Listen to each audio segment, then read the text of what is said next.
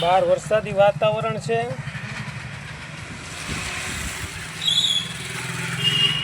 અમારા યુવરાજભાઈ દુકાન આવીને લેસન કરે છે. જોઈ શકો છો મિત્રો, યુવરાજભાઈ લેસન કરે. લેસનભાઈ યુવરાજભાઈ શું આપ્યું લેસનમાં? એકલું છે 6-7 વિષય. 6-7 વિષય. ઓહો, કેટલી વાર લાગશે? 1.5 કલાક. 1.5 કલાક. 1.5 કલાક.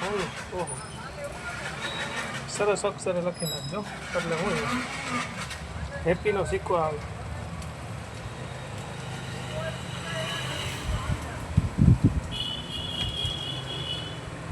જોયું ને મિત્રો, યુવરાજભાઈ અહીંયા દુકાને લેસન કરે છે.